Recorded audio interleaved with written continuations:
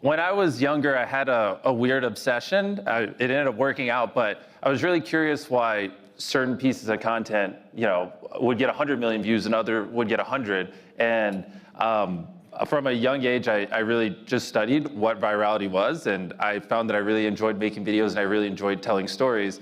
But when I was 11, 12, 13, 14, 15, 16, 17, 18, I'd work on a video for days and 2 people would watch it. And obviously that was very frustrating. And so I spent my entire teenage years just basically studying. Right now, 2% of all humanity's time is spent on YouTube. Most people don't even realize that. It's pretty crazy. And that time is basically dictated by what the algorithm puts on your homepage, And so why does it serve certain videos over others? And that was kind of my obsession for like 8 or 9 years, because I was just tired of making these videos and no one watching them. What did your mother think of all of this time you were spending? She thought it was crazy, and I was going to get kidnapped, and it was because in her world, it was obviously go to college or you're homeless. So, but eventually, she came around once it worked out. We'll talk about it working out. I want to show a video of you because this really struck me, and I think it speaks to what happened in your life and where you are today. Can we roll this? This is something that you posted very recently. Oh. I'm going to schedule upload this video 10 years in the future. So you're going to see this in 2025. I better have 1 million subscribers when you guys see this. But by the time you see this, I'll have finished high school, gone to college, probably be doing YouTube as a job, hopefully. Maybe. As of right now, I'm enjoying YouTube. Hopefully future me still enjoys it. And I don't know, I'd be crazy if I had some ridiculous amount of subscribers. At the time I'm recording this video, I have 8,000 subscribers and 1.8 million views. It's crazy. That's crazy to see that. So honestly though, when you rewatched this. Yeah. Because you just posted it. Yeah, so I filmed that when I was a teenager and scheduled to upload it. YouTube has a feature where you can set videos to go public in the future. So I was supposed to be studying for a history test and I got bored. So I just grabbed a phone and started scheduling videos. Like I still have one that goes up 10 years from now, 60 years from now, like random dates. Okay, so how ambitious do they get though? So do you have one that you've done recently? Well, no, I made them all when I was a teenager. Okay. And so you just throughout you should do one now so we, Yeah, but it's funnier because back then I was a little kid. And so just throughout my life, random videos will just go live. I don't even remember what I said. So hopefully it wasn't too bad. But honestly, what was it? I mean, and I think we're all trying to deal and understand what we're calling the attention economy, right? Yeah. And you somehow have figured this out in a way that I don't think anybody else has. I mean, at a level that nobody, at a scale that nobody else has. And so I'm trying to understand what you think it is that you did figure out. Oh boy. Well, yeah, basically, how do you get your videos served? How do you get it where people watch your content? I mean, what's interesting is, obviously, like I mentioned a stat before, 2% of all of humans' time is spent on YouTube. And obviously, it wouldn't be that way if it wasn't constantly serving you videos you like. And so the more you study social media algorithms, the more you just realize it's just a reflection of what people want to watch, what they want to consume. And it does a very good job of figuring out what you're interested in and serving you it. And so, in our case, if we want to make a video that people all around the world would watch, and I mean, I'm giving you condensing 10 hours of speak down to 2 minutes, but if you want to make a piece of content that someone in India and someone in America and someone in South America could enjoy, obviously it probably can't be culturally relevant or things like that. It needs to be things that are more intrinsic to humans. Like, no matter where you are in the world, you understand love, right? So this might sound weird to the people in this room, but one of our more recent videos is, as a joke, we found a couple that broke up 4 years ago, and then we offered them $300,000 if they spend 30 days chained together. So with handcuffs on, ex-boyfriend and girlfriend, if they spent a month together, they'd win 300 grand. And so that's obviously seems silly, but that's something that no matter where you are in the world, you understand that. But do you think you appreciated this when you were 15 years old? No, that's why no one watched the videos back then when you saw that.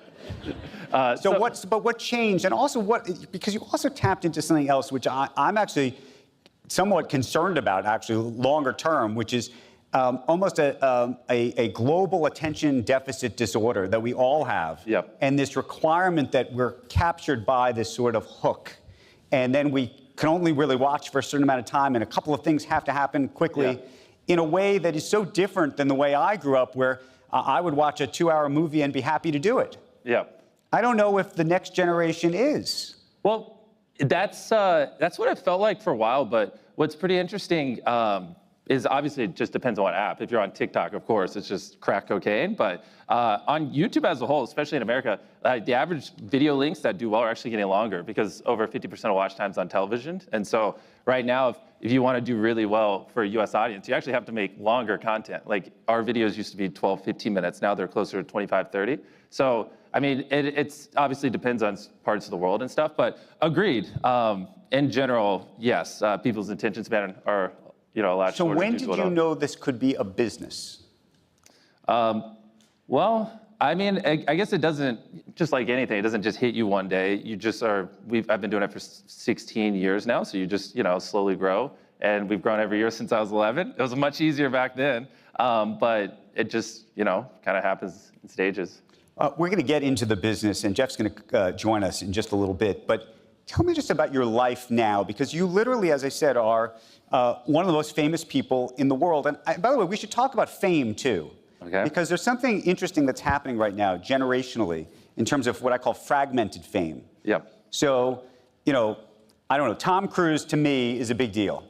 I don't To me, he is as well, yes. Tom Cruise is still a big deal to you. Yes, he is. But I to help you articulate it, yes, because social media algorithms do such a good job of finding what people are interested in. There's a lot more niches, and content isn't as mainstream, whereas before, theoretically, there'd be 30, television So stations. who is famous to you right now? And are the people that are famous, I imagine a lot of the people who are famous to you are not famous to me. Probably not. I mean, you've heard of, I Show Speed or Kai Cenat or...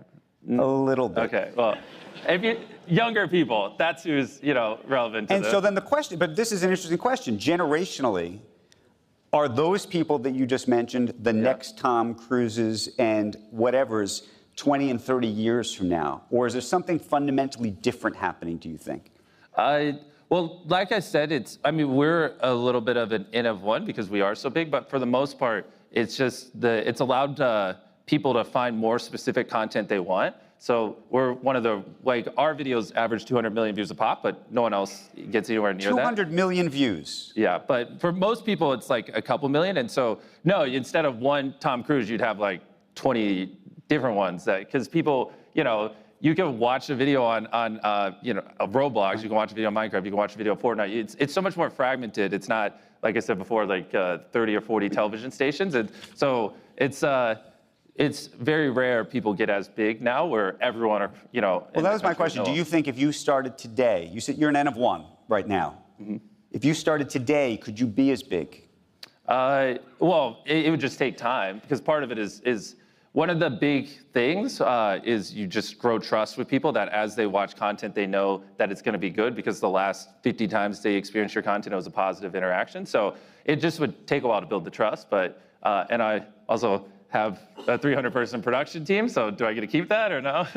If I had to start with just myself, that would be pretty brutal again. So now you have a team. Yeah. What's your life like now? Because my understanding is out of 30 days in a month, you are literally working in front of a camera. 28 days. But 28 days. Yeah, it's... and you're getting married.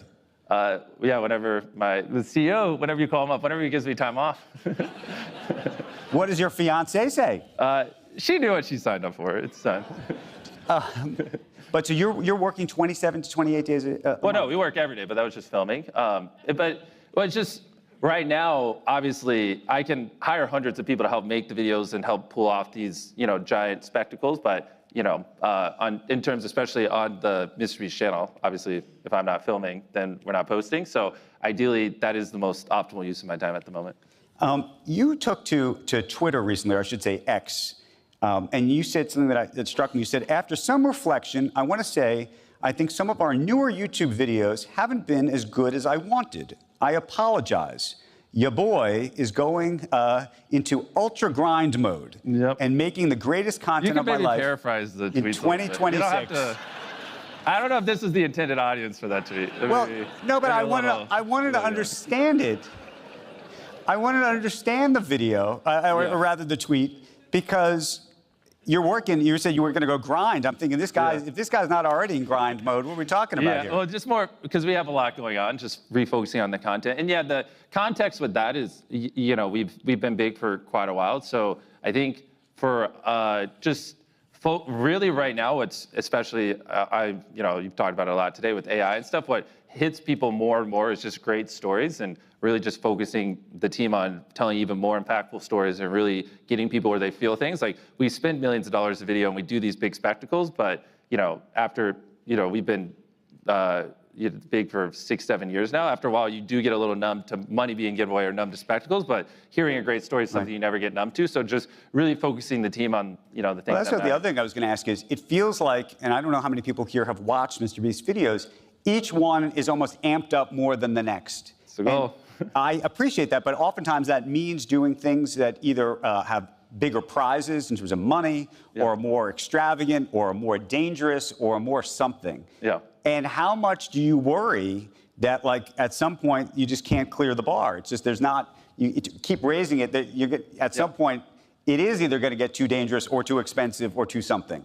Yeah, well, obviously we'd never do anything that would hurt people, and that's what people said that 7 years ago, 6 years ago, 5 years ago. But the thing is, when if you obviously break it down, the first principles, there's a million levers that go into a video, from the quality to even the cameras you use to how you edit it to, yes, the more obvious stuff like the prize pool or the set design or this or that. So it's not as simple. Like, yeah, you could go from $500,000 to $1 million to $5 million if this person runs a mile or whatever it is. But there's a bunch of other less obvious stuff that you can pull that elevate a video that people wouldn't really be able to articulate, but they would tell if they watched the content. So it's just focusing on all those granular things and just constantly improving them every time. And that's where if you watch a video a year apart, you won't really be able to say why it's better, but you just can tell it's better. You started on YouTube. I'm curious how you think about the other platforms. I know there was a time when Elon Musk was tweeting at you to make his videos on his platform. I'm curious how you think about Instagram. There was a moment at which you were going to actually buy a stake potentially, or be part of a group that would buy TikTok. How do you think about the different platforms today and who ultimately wins, or has YouTube already just run away with it? Well, if you're trying to reach as many people as possible, you should definitely be on all of them, because there's a certain fragmented audience on them. It just depends what your goal is. At the end of the day, if you're trying to actually build I guess, for lack of better words, a community, or get it where a lot of people care about you, YouTube is 100% it, because if you spend an hour on the toilet flipping through TikTok, you'll watch 200 TikToks, and then you quiz someone what they saw, they can't even remember. Like, people with ridiculous views with millions of followers, will do a meet and greet and can't even get 5 people to show up, because there's a big difference between someone consuming a 5-second clip of you versus sitting down and watching a 20-minute video and hearing you speak and getting to know you. So YouTube is infinitely more dominant in terms of, if you actually wanted to build a business or build a fan base, like, it's not even comparable, the audience depth you get. But what is interesting is there just is a subset of people that will only use TikTok versus Instagram, or only use Instagram versus TikTok. So if you don't make content on that platform, you essentially don't really exist in their world. So it's important you're on all of them. I think right now we're the 3rd most followed TikTok account in the world. So we try very hard on TikTok. We try very hard on Instagram, because obviously Instagram, a lot of women use that might not use TikTok or use YouTube. And so again, in their world, if you're not on that platform, you just don't exist. So they're all important, but if you were to say which one, if you wanted to sell $100 million in a product, would be the most important, it'd be YouTube by a mile. Okay, I want to get into the business of it, and I'm going to bring Jeff out in just a second, but I do have 2 other sort of more philosophical questions. One is, are you as addicted to these services as I am? I mean, I doom scroll like everybody else maybe in this room. Hopefully you don't. But they're probably too productive, too. But how much time do you spend on it? Do you do anything to prevent yourself from this? Do you ever take the apps off your phone? Well, no, because I need to be consuming it so I can see, obviously, what other people see. But I think the bigger thing for me is I just try to be very intentional with, you can, when you're on TikTok, if you see something you don't want to see more of, you can tell it not to recommend it. So I try to trick my algorithms into, my YouTube homepage is just a bunch of educational content. Like this morning, I watched a video on how trees grow and, the different layers of it. So you can curate your feed where it actually is beneficial, but it takes a lot of effort, so. But I think you have curated your feed, and most of the things that you do try to be positive. Am I right? Yes, on our channel, exactly. Because obviously we're getting a lot of attention and viewership. So, obviously we should do it to inspire people to do good. Well, let me ask you just one other thing then about kids. And my kids, I don't know if my kids are here. I think they are somewhere. Jonathan Haidt, I don't know if you know Jonathan, has written a book. He says that kids shouldn't have smartphones until high school and has been warning around the country about the impact of social media on kids' brain. So given what you do for a living now, the success you had touching social media at a very early age, but also I think recognizing many of these issues, you don't have kids of your own. How do you think about that? Yeah, I mean, it's actually a good question. I truthfully haven't put too much thought into it. I think it does depend what platform, because YouTube is a lot, I mean, for lack of better words, a lot less brain rot than theoretically TikTok, and there is a lot more educational content on it. So yeah, I wouldn't just say blanket social media bad, because like I said, there's actually a plethora of really entertaining YouTube content, or very educational YouTube content. Like even in our case, we did Team Water and we raised money to clean the oceans, and we did Team Trees and raised money to plant trees. And there are a lot of parents who were reaching out to us because they're like, why does my kid want to go to a tree planting event? Are you brainwashing them? And so there are instances where it can be positive. It's just, yeah, it just really depends what they're watching and stuff and which platform.